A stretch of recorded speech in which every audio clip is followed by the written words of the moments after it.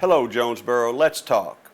I'm Bill Campbell. I'm the Communications Director for the City of Jonesboro, and we are here with another edition of Let's Talk Jonesboro. Today's guest is Sharron Turman, and she works with the softball fields and the Miracle League. And Sharron, tell us about your duties and other things that you do for the city. Well, we can start off with the Miracle League. That was a dream of mine. In 2004, actually, is when it began. And it's a long story. I won't go into it today, but it was a dream that came about in 2004. I had the opportunity to share it with Mayor Perrin and Wixon Huffstetler in 2011. And they were just so excited about the opportunity for the city of Jonesboro to provide opportunities for adults and children with disabilities. So that's when it all started. It is an amazing place if you haven't been out to the Miracle Field. I visited it yesterday with the mayor, Sharron, and it really is amazing. I mean, some of the features are really just major league quality. The concession stands, the gates, the entrance is beautiful, and the field is just hard to imagine. Can you explain what it's made of? It's like little rubber balls have been compressed somehow, and it makes for a safe environment for kids who might have difficulties walking, or me for that matter. Well, it's called Pebble Flex. It's top of the line surfacing for these type fields. And on our ball field, there is about an inch of Pebble Flex. So if they fall as they're running or anything, they're not hurt. The Pebble Flex on the playground has 4 inches of foam rubber. Then it has 2 inches of shredded rubber, and then about 1.5 inches of Pebble Flex. So when people say, "Oh, I've been out to the playground," I said, "Well, did you walk on the playground?" You don't experience the playground until you walk on it. And our kids with disabilities, even the kids in wheelchairs, say, "Miss Sharron, this is like cotton candy." You know, so if they fall off a slide or if they fall off of a ramp, they're not going to get hurt. It's a wonderful field, and now the mayor says it's one of the finest that's in the country, actually. Well, we take pride in, at this moment, we are the largest Miracle League field in the United States. So we made it that large because we wanted to offer baseball, soccer, basketball, and any other sport that those adults and children might want to play. And this essentially makes the field accessible to people in wheelchairs who are confined to wheelchairs, and what else? Crutches. We've got one little girl that has a crutch, and then we have some with braces. So we accommodate all children with disabilities and adults as well. Can you tell me a little bit about the feedback you've gotten from the community that uses these services? Well, we have our Facebook page, Miracle League of Jonesboro, and people are always posting pictures where they went out there, and they just think it's the grandest thing in the world. You know, some kids will never get to go to Disney World. It's not quite Disney World, but to some it could be, you know. They might not ever Yes. get to go, but when they go out there and see those 28 pieces of equipment, and they can climb, and it just tickles me to death to see them run. As soon as they come through the gate, they take off running, and that just makes me feel so good that we've got that opportunity for them here in Jonesboro. That's great. There is a little playground that's got and you tell me what you call the facilities, but it appears to be something of a jungle gym with a place to explore, and it's also accessible to anyone with special needs. You can get on a little boat that is essentially a teeter-totter, and just any number of little devices out there. Well, we actually have a teeter-totter that will accommodate adults. If they start feeling like they're 8 years old again, they can jump on that teeter-totter. We have a sway swing or sway ride that it's called, children in wheelchairs can actually roll onto that sway ride, and they can use their wheelchairs to make it rock back and forth. We have a little dome out in the middle where the kids with autism, they may want to get in a quiet place, and so they can get in the dome. There are 9 slides on the playground. I think there's 8 or 9 swings. Then we have a swing called the Opti Swing. It's a big swing that'll hold about 4 or 5 kids at one time. Very nice. You also have a room, I believe, a quiet room, in case a kid has too much emotion. It has soft walls and soft floors. And is this built for any specific? Well, we targeted the autistic kid, autistic child. Autism, sometimes they can just be standing in just a few number of people, and it's like they're standing out in an 8-lane highway. It just gets to be too much for them. So we take them to the autism room or quiet room. They can go in there. There's some LED lights. There's a cuddle swing they can set in to give them that closeness that they need sometime. And the autism group from Northeast Arkansas, they have a representative out there each time we have an event so that they can monitor those kids that go in there. And correct me if I'm wrong, you recently unveiled a new statue at the park, is that right? Yes. And what is it? Well, Homer, when we got ready to have our grand opening, we wanted, the farmers of Northeast Arkansas wanted to do something for a child called Hayden Hall.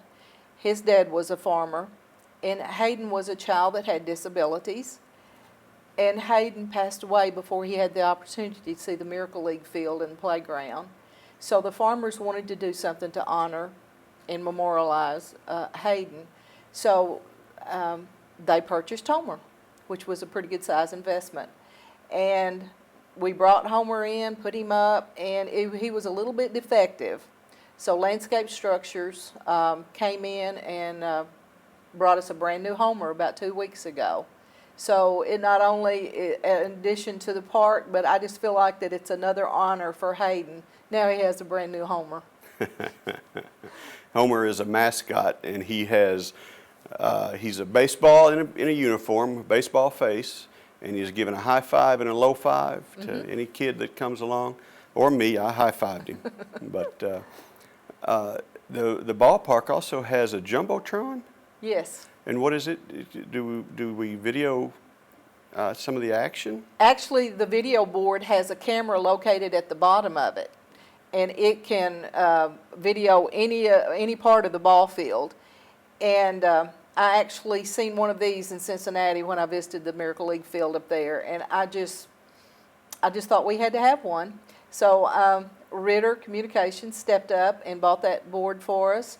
And as the children are at home plate batting, they can look up there on the jumbotron and see their face. That is so nice. So that is, it's so nice. And when we realized that we needed audio for it, Ritter stepped up and bought the audio for it. So now we can actually have movies on the Videotron, or we can show basketball games. Whatever we can pull up on the internet, we can show on that video board. The park is so nice, and I think even, and you talk about the donations, the charitable donations from some of the community in Jonesboro and around the city. It's really illustrated at this park, is it not? I think there's even the restrooms have really beautiful ceilings of wood ceilings that were donated. Yes, I mean, when we started this project, George Stem was our project manager, and George and I have known each other ever since we were kids. And I knew that I had to have somebody that was almost a perfectionist to make sure that the Miracle League field and playground got built the way we wanted it to be built. And George treated this project just like he was getting paid for it, but he was almost on the job almost every day, 2 or 3 times a day. And since George and I both have lived here all of our lives, we knew a lot of people, so we just started making phone calls, and we had architects, surveyors, engineers, bricklayers, carpenters, plumbers, all kinds of people that have stepped up and provided all the labor and materials and things out there for the park to be built. And for the leagues, which have recently completed sign-up, it also takes money to keep the season going and to make everything happen during the is it April and May that the competition that the Yeah, teams we play? will, it's, of course, you know the rain, we can never predict that, but we start out the 1st of April and plan to run till the end of May, about 6 or 7 weeks in the spring. And then we have a fall league that runs from the 1st of September to the end of October. And the special needs kids can't stand the heat a lot, you know, so that's the reason we have a spring and fall season. Do you know how many kids participate each year, and do you know how far they might come from? Clearly, they're from beyond Jonesboro. Yes, they are. And, you know, the Miracle League of Jonesboro kind of is a misnomer because people feel like it's just for Jonesboro, but it is not. It is all of Northeast Arkansas, Southeast Missouri, Western Tennessee, Northwest Mississippi. We've had kids as far as Kennett, Missouri, Wow. come down and play. And I think we had a couple from Poplar Bluff that came down and played. In the spring league, we have about 98 players, and in the fall, we had 88 last year, I believe. And we're registering, just finishing up registering right now, but if somebody missed that deadline, we can probably work with them and get them in because we just hate for anybody to miss the opportunity to play at the Miracle League field. That's great. That's great. And if you have not been out to the Miracle League field, you ought to. It's a beautiful park. It will make you feel good about yourself and your fellow human being. And these kids, and what are the ages that play in the games out there? Well, Sharron? we have children from 4 years old up to, we have 3 adult teams, 2 that come from Jonesboro Human Development Center next door, and those clients are 19 years old and older. And then we have a new team this year from Focus, so we're really excited about that. So we have a whole range area. And I just want to tell you that I wish you could talk to some of my parents that the kids that participate out there. I've got one parent that, Camellia Ballard, and her little boy's Brant, and that is Brant's World Series. Every time he comes to the park, he feels like he's playing the World Series. You know, and then we've got some that are teenagers or maybe a little older. Those are the kids that have had to sit behind the fence for all their life waiting for the opportunity to get in their own ballpark. Get their own game. Yeah. So that's what just excites me every time I go out there to see the opportunities these kids have. That's fabulous. Now you say baseball is or softball is this time of year, but now you say soccer is also played on the Miracle League field. Yes, we're going to start that in the fall. It's called Top Soccer. That's a special program for special needs individuals. So we are going to start that in the fall. That's something else that our players can look forward to. Is there any other games, other sports that are played out there? Well, we're going to start. We don't want to just jump out there, and we want it to. We want to know that we know the right way to do it. So we're going to start with soccer this fall. We'll have soccer and baseball, and then maybe pick up basketball later on. Okay. So you'd have to put goals up, but you can do it because you have a rubberized surface. Right, right. And our field's big enough we could actually have 2 large courts. So. Wow, very nice. Yeah. Now, who does the groundskeeping out there? Because it's very beautiful. The parking lot is spacious. A lot of handicap accessible spots, obviously, but also a lot of general parking. And it appears that there's a little garden in the middle that somehow, when everything blossoms, takes the form of a baseball. Mm-hmm. Yes, and they'll also see the large trophy that Camfar, Kelly Vaughn with Camfar, constructed that, welded it herself. She did most of the work. She did have some help, but it was her design. She wanted to do something special for the park. And inside that little area right there, when all the blooms are up, it's supposed to look like a white baseball with red seams when all the blooms are going. That's so nice. That's Yeah. so nice. And this was an architect who donated all these little concepts too. Is that not right? Yes, yes, it was. Brackett and Crennerich Architects, they did that. Kyle Cook. They just did an awesome job. That whole frontage that they developed is, there's not another one like it. We're just that unique. That's incredible. Really proof of Jonesboro coming together to just do something very nice for its kids and its families, and just what a great community we have in that park. It shows everything right there. One of the funny stories that George Stem will tell is that before we started the project, we would have a luncheon and invite all these contractors, plumbers, all these people to the meeting to let them know about the Miracle Field and see if we could secure their help. And there was 2 or 3 guys standing over the corner talking, and George says, "You see those guys over there?" He said, "They haven't spoken to each other in years." And he said, "They're coming together to help with this project." So, I mean, that makes you feel good when you can bring people together to support a project like that. That's right. That's right. Because of the money, you have a fundraiser, and it also has been very successful in the past. I think you've raised $60,000 in 3 years, and you have a big fundraiser coming up. Yes, we do. The little small town of Wiener, which is just south of us, they started 3 years ago hosting a fundraiser, the Wiener Pig Roast, for us.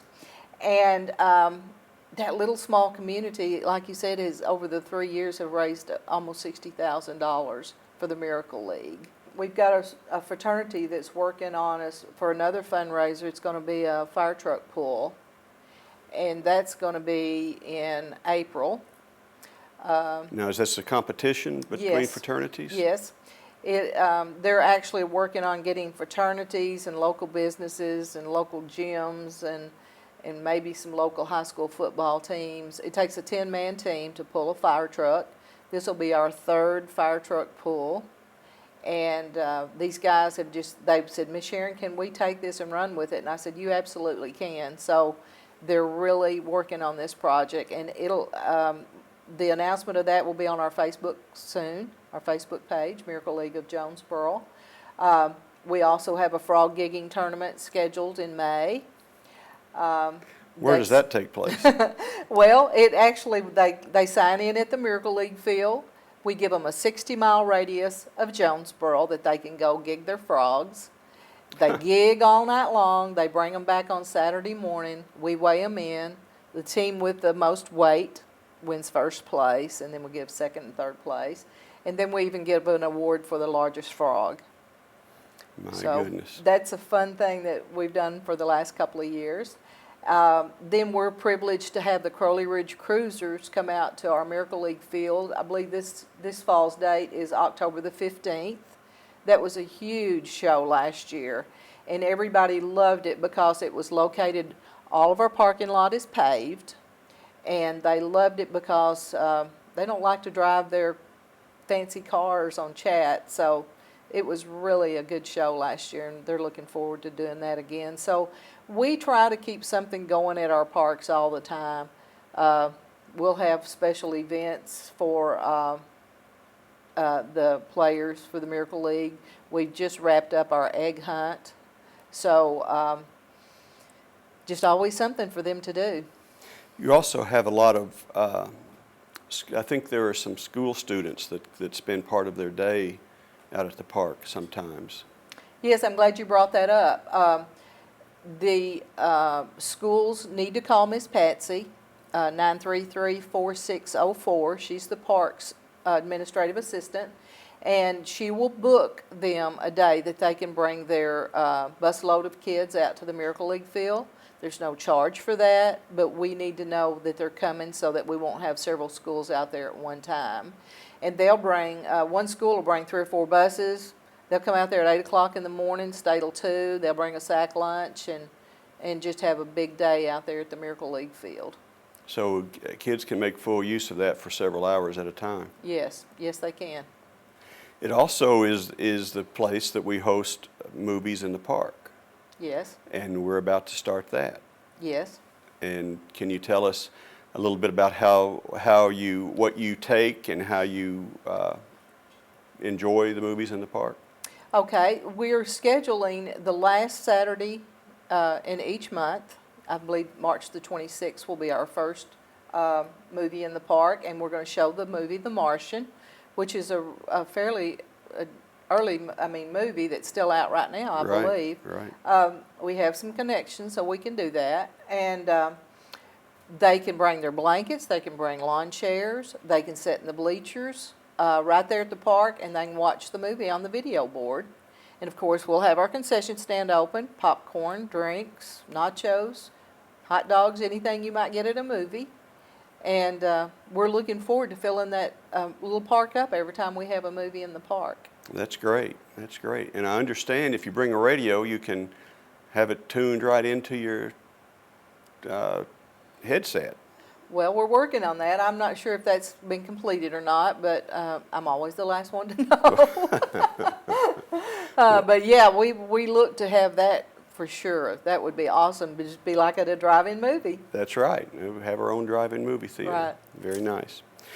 You also have the Buddies program. Can you tell us about it? Yes, I'm glad you asked. Each child that goes on the Miracle League field has to have a buddy. So our fraternities, sororities, businesses, churches, baseball teams, they all can come out and be a buddy. They have to be at least 12 years old.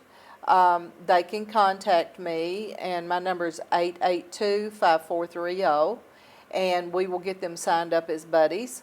Or if they just want to come out on a Saturday morning, our games will start around 8:30. They'll need to come about 30 minutes earlier so we can get them signed up and let them know what their duties are as a buddy. And those duties is just as simple as encouraging their player, being a mentor to their player. If a ball comes too fast toward their player, they just step in front to protect that player, and then they give them the opportunity to throw the ball back and run the bases with them. But buddies are a very important part of our program. Now, you also do a lot. Do you coordinate the softball leagues in the city? Yeah, if you wanted to give me an official title, probably softball coordinator would be my official title for the city. We've been in the process of registering children and adults since the middle of February. We have the little girls on teams. The coaches pitch and T-ball are just now getting their notification of what team they're on. The adult team registration goes through this week. And if they miss that registration, they need to contact me pretty quick so that we can get them in the spring league. Very good. Do you know how many people participate in our softball program? Last year we had about 600 youth and probably around about 600 adults. Very nice. Now, is it boys and girls that play softball? No, out there we just have girls softball. Okay. Yeah. Okay. And the adult leagues are for women? The adult leagues are co-ed, church, and men. How many fields do you have? We have a total of 10 fields, 10 lighted fields, which is a rarity. That is to have that many fields lighted in one location. We have around 18 to 20 tournaments scheduled for this summer and fall. So that keeps that complex busy almost every weekend. We do have some adult tournaments scheduled, they're just not as many as the youth. And that brings not only money into our concession stand out there, but the amount of people that it brings into town at the restaurants, the motels, the shopping, the mall, and our big Mountain Dew tournament, which is the first weekend in June. Last year we had 91 teams, so we're looking for that to be a tournament for us again this year. If you have 91 teams, you're bringing more than 1,000 competitors into town. Oh yeah, absolutely. Many and most probably with family members, and do we know the financial impact? Well, I haven't done it on 91 teams, but I will tell you that when you have that many people coming into town, their dollar turns over 7 times by the time it leaves the city. So I don't have the exact number on that, but I'm going to guess it'd be close to $1 million, That's if not more than fabulous that. stuff. Yeah, that's great. So our city, we need to understand exactly the benefits. Not only are we getting recreation, we're getting some funding by keeping up these fields and taking care of our sports complexes and our facilities. Absolutely. And we do have a new pavilion we've got the structure built, but they're going to put the covering on it in the next couple of weeks at the youth park, which is going to be a great addition to keeping the people there at the park. And we serve a big menu at the concession stand, so that'll be a plus for us as well. What else can I ask you about? Contacting the special needs community is one of our, I don't know how to say it. Contacting the special needs community has been a drawback for us. Getting the word out, we go through the schools, go through the teachers of the schools, go to our special needs schools here in town, but just getting the word out to everybody that the playground is an all-inclusive playground, but the ball field is for the special needs community, and we want to give everybody an opportunity to play in our league and have the opportunity to play baseball. Sharron, thank you for being with us. I hope the best for you and look forward to a great Miracle League season. Thank you for having me here. Very happy. We will be back with you next week for another Let's Talk Jonesboro. Thank you for being with us.